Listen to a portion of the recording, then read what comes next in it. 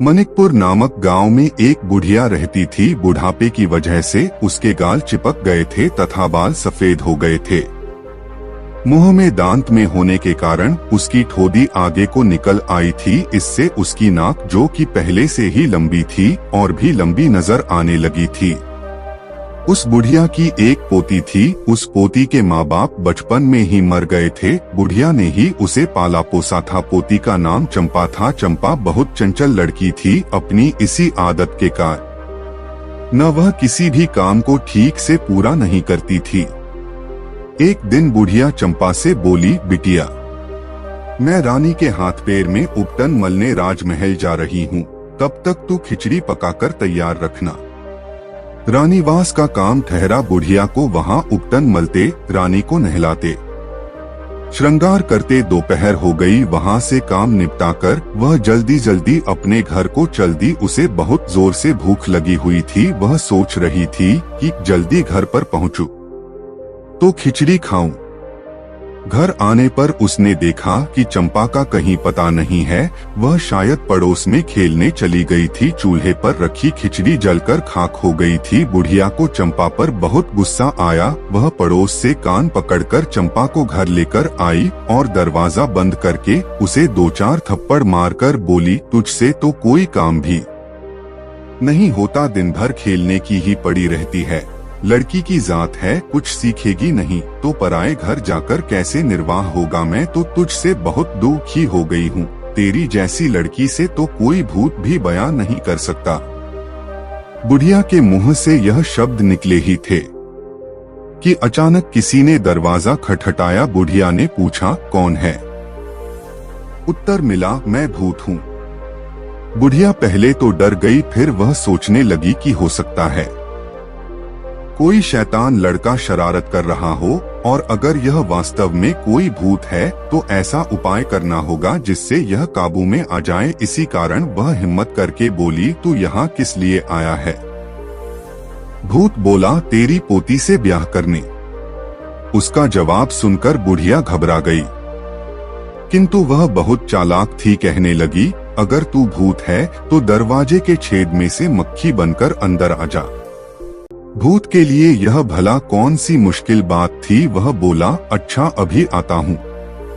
बुढ़िया ने अंदर से छेद में एक बोतल का मुंह लगा दिया और जैसे ही भूत मक्खी बनकर बोतल में घुसा, तुरंत बोतल में ढक्कन लगा कर उसे कसकर बांध दिया। भूत बोतल के अंदर कैद हो गया।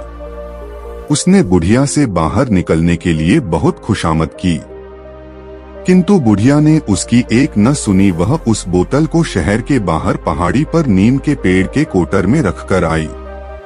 बोतल को वहीं पड़े काफी दिन गुजर गए। एक दिन धोबी उसी नीम के रास्ते से होकर कहीं जा रहा था। उसे सुनाई दिया जैसे कोई उसे पुकार रहा हो। वह चौंक कर इधर उधर देखने लगा। उसे पास के नीम के पेड़ में से आवाज आती सुनाई दी। वह पेड़ के पास गया तो उसने उसके नीचे एक बोतल को उछलते कूदते देखा। गौर से देखने पर धोबी को उसके अंदर एक बड़ी मक्खी नजर आई। धोबी सोचने लगा कि क्या इसी बोतल से आवाज आ रही है।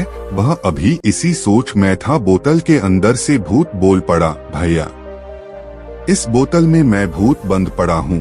कृपया तुम इस बोतल का ढक्कन खोल दो, मैं तुम्हारा उपकार मानूंगा।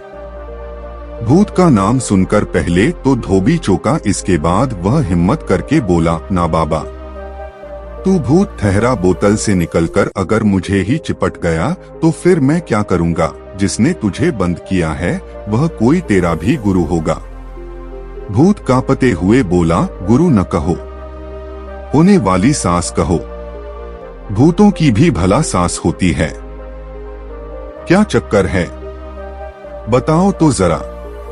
भूत ने कहना शुरू किया, वह जो पहाड़ी के नीचे तुम बस्ती देख रहे हो न, उसमें एक बुढ़िया रहती है।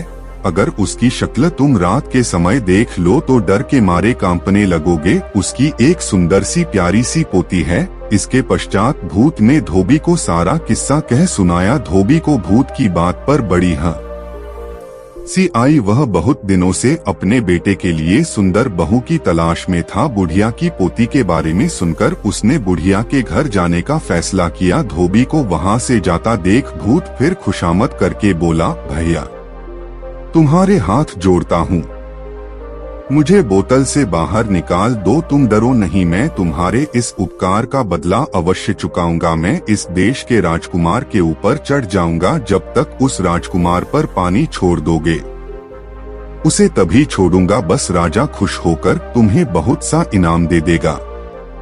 धोबी को यह बात पसंद आ गई। उसने बोतल का ढक्कन खोलकर भूत को आजाद कर दिया। उसके बाद धोबी सीधा बुढ़िया के घर पहुंचा और अपने बारे में बताकर उसने बुढ़िया की पोती से अपने बेटे की शादी पक्की कर दी। एक दिन वह कुछ खरीदने बाजार गया तो वहां उसने ढिंढोरा पीटते सुना, राजा का बेटा बीमार है, वह रह रह कर चिल्लाता है और दर्द के मारे बेहोश हो जाता है। राजवेद उसका इलाज करके हार गए हैं। जो उसे अच्छा करेगा उसे 10 गांव की जागीर दी जाएगी। धोबी समझ गया कि बोतल का भूत राजकुमार को चिपट गया है। वह राज दरबार में पहुंचा तथा राजकुमार को ठीक करने की जिम्मेदारी ली। वह झूठ मूठ भूत उतारने का ढोंग करने लगा और कुछ मंत्र पढ़कर राजकुमार पर पानी छिड़क दिया।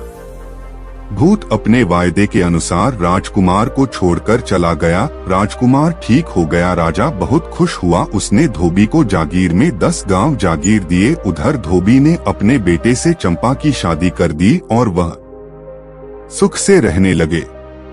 जब भूत को पता चला कि चंपा की शादी धोबी के लड़के से हो गई है तो उसे भारी चिढ़ हुई। वह धोबी के लड़के को सताने लगा। अब तो धोबी बड़ा परेशान हुआ। वह भूत से बोला, तू मेरे लड़के को छोड़कर चला जा, नहीं तो अच्छा नहीं होगा। मैंने तेरे साथ नेकी की और तू मेरे ही लड़के को सता रहा है, यह ठीक नहीं है।